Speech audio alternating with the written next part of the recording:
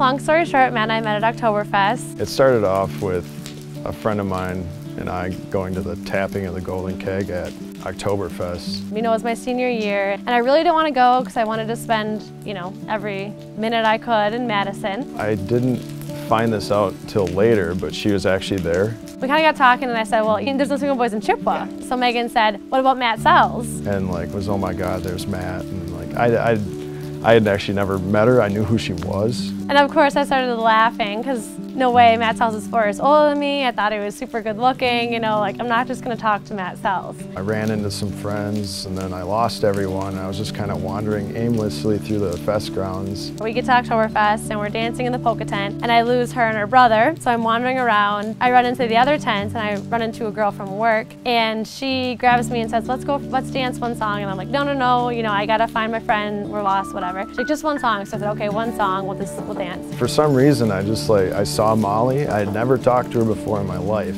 I just saw her and I was like, well, I'm gonna go talk to her. We were on the dance floor and all of a sudden some guy taps me on the shoulder. I tapped her on the shoulder. I'm like, hey, Mollie, right? And she's like, yeah. Probably since I've been 14, I've had like the biggest crush on him. And I know I kind of had a little freak out moment for a little bit and then we were dancing and hit it off. My first impression that night was still the same, like, oh my God, it's Matt Sells. He's so good looking. I'm intimidated, I'm scared.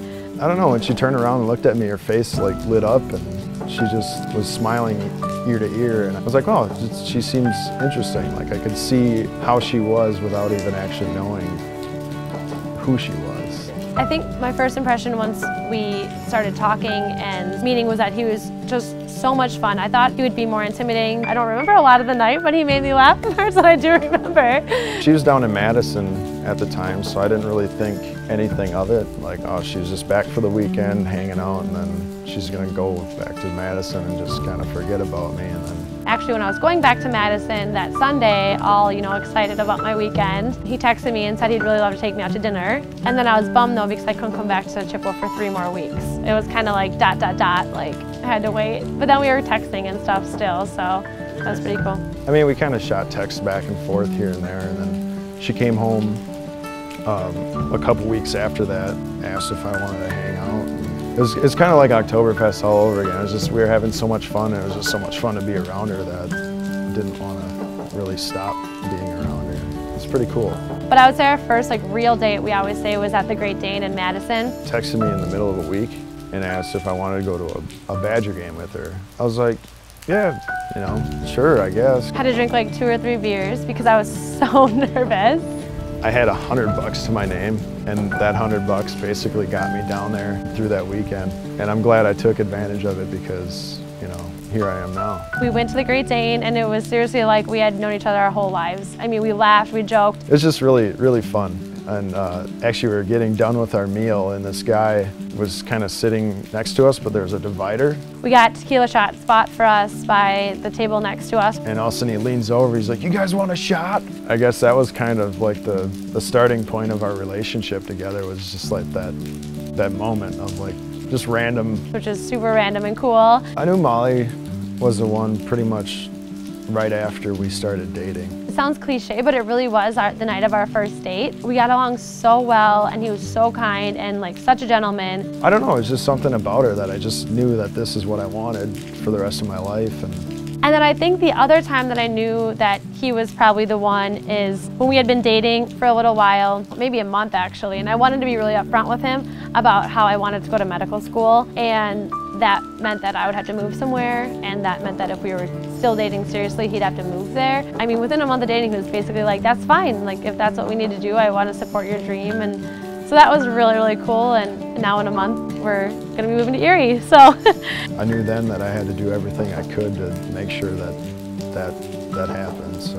I was in love with her a lot longer before I told her I love her. I think it was just early on, we just fit so well. It was just, I mean, I still think about, oh my gosh, we got engaged a year and 4 months in, but it didn't feel like that. It felt like I was dating him forever, and that's still how I feel. Well, there's many reasons why I love Matt, but I think the main one is that, you know, they always say think about when you're 80 and you should marry someone who makes you laugh every day, and like he seriously does that. I mean, honestly can't think of a day where he hasn't made me laugh. Even the days when I was in Erie and I was gone for 7 months. There would be days when I would be upset or freaking out about a test or whatever, and he would still manage somehow to make me laugh. I think it was just, as our relationship matured, I knew that I didn't want anything other than this, and that she was the one for me, and this is as good as it's gonna get. It's great.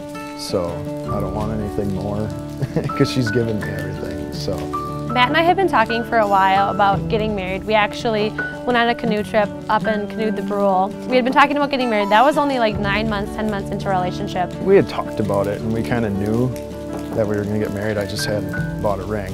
And then I bought a ring and I was kind of sitting on it for a little bit because I wanted to figure out how to surprise her because she's impossible to surprise.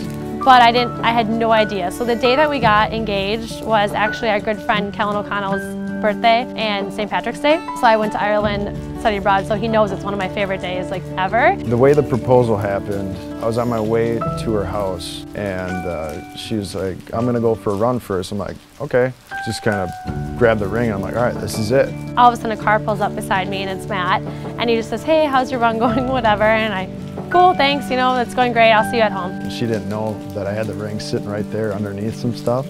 And she's like, all right, I'll see you at the house, you know, whatever. And drove back to the house quick. And honestly, it felt like an eternity that it took her to run that last part of her run because I felt like I was standing at the end of the driveway forever. So when I get back to my parents, he was standing at the end of the driveway, which wasn't super weird because my dog Riley had just passed away and he would always stand at the end of the driveway with Riley. She came around the corner and I'm just kind of standing there and she's smiling. And then she gets, I don't know, probably a couple 100 feet from me and she starts doing like a slow motion Baywatch run. In my head I picture like chariots of fire playing in the background while she's while she's running. And I get up to him and he kind of grabs my hands, which was kind of weird, but well, he got down on one knee and I said, what are you doing? You know, I asked her to marry me and all that and she kept saying, what are you doing? What are you doing? What are you doing? And Molly, I'm proposing. You're like, what are you? I'm like, just say yes already. Because I was so surprised. Honestly, I had no idea. This isn't comfortable for me. I'm just down on one knee. It's kind of starting to hurt actually. But. And of course I said yes and it was so cool because I had no idea. We actually walked inside. Her mom was sleeping on the couch. And we had grabbed the mail before we came in and I walked up to my dad who was sitting in a recliner chair and I was like, Dad, here's the mail. He's like, oh yeah, I don't want it. Just set it on the, she's like, no, Dad. And we're like, no, here's the mail for you. All of a sudden he goes, wait, what's that on your finger? And her mom just blew off the couch. She's like, what? And she jumped off the couch like from a dead sleep, she does this. And I think Molly gets a little bit of that too, but yeah. It was perfect. Some of Molly's quirks, there's actually a few. I think Matt is just an overall quirky person. Some that kind of bother me, but some that I love, and I hope she doesn't stop doing it because I point it out. But if you met his immediate family and you met his extended family, you'd understand like they all have these weird like inside jokes and these weird facial expressions and these weird noises that they make and all this stuff, and he's just overall quirky person in that way. When I tell her something funny or something that she thinks is really hilarious, she'll let out like a ha before she starts laughing. It's kind of funny and I love it, you know, it makes me happy that I can make her happy. I can't say something serious to him generally without him giving me some ridiculous answer with some ridiculous like hand motion or like body gesture. And when she does start to laugh, she kind of closes one eye a little bit and it's just Molly. Which is really wonderful because I'm a super serious person and so it makes me laugh. Like regardless of what we're talking about, he has to take it to like the next level and like, you know, just be ridiculous. She talks in her sleep a lot. Like I understand people talk in their sleep, but she's like on another level. He's gonna yell at me for saying this, but his quirks, things that I don't like, is that I'm a super like neat, free, clean person, and it's not that he's not neat, it's just like he doesn't notice like his clothes lying on the floor. She'll like just go on, she'll ramble. And I'm a pretty light sleeper. She'll start talking and I'll kind of like, what? So every time I come over and I look around, he's like, don't even say it, don't even say it. So I'm hoping that'll like get better as we get married, but that's kind of one of his little quirks. But I mean, it's a good thing because sometimes I take it to over the top extremes of like being neat and clean. What I've learned from Molly is that I should never be afraid to be who I am because she's always accepted who I am. What I've learned from Matt is not to take yourself too seriously. I think, and all my friends and family would attest to this, I take myself too seriously a lot. And I think Matt has just reiterated that it's about having fun and it's about laughing and smiling and joking, and that the dirty clothes can wait. She's always pushed me to, you know, better myself and try and be a better person. And I think that having someone who can make you laugh every day, you know, even during the awful times and the hard times is really important. I'm really happy that he does that for me.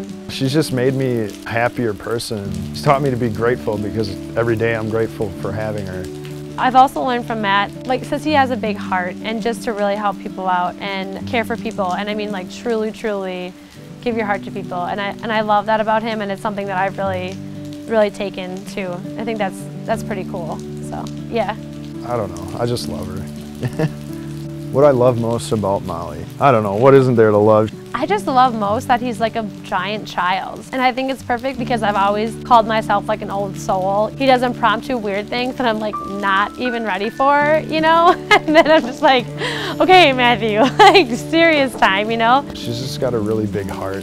I know it's cliche to say that, but with her it's true. I absolutely love that. I keep coming back to it, but he makes me laugh. Like, I love that I can make her smile. I don't know how I do it, but some of the stuff I do, it doesn't just make her smile, it makes her laugh, and that's what I like most about her, is just how much she loves me. So 25 years, I'll be 49, and Matt will be 53. He's old. 25 years, well, married, obviously, if she hasn't gotten sick of me yet. I see us back in Chippewa. I want to work as a physician here in Chippewa, and we have a lot of our friends, a lot of our family here. I see us living in Chippewa. Ideally living on the lake. Hopefully on the lake. She always talks about the Chippewa City House, where the original city of Chippewa is supposed to be. Matt will probably, see, our kids will be like 18, so probably just being done being a stay-at-home dad because he wants to do that. Hopefully a couple kids, no grandkids. I don't need that stress. Hopefully our kids are almost out of the house by then. That's kind of our dream together. I'm excited, you know, it's just, I can't wait. Matt, I'm so excited that I met you 2.5 years ago at Oktoberfest. It was probably one of the best things that could have ever happened to my life. You make every single day better. You make me smile, you make me laugh. You are just absolutely the best thing that could have ever happened to me, and I'm so excited that we're gonna start a life together. And I couldn't picture being with anyone else except for you. I love you so much, and I absolutely cannot wait to call you my husband. I love you. Mollie, my message to you is, I don't know. We're gonna have some hard times. We're gonna have good times. But through it all, I want you to know that I love you very much. And you're everything to me, and I know you'll make me as happy 25, 50 years into the future as you do now. And I want you to always push me to be better, and I want you to be patient with me, because you're honestly more than I ever deserved. I love you.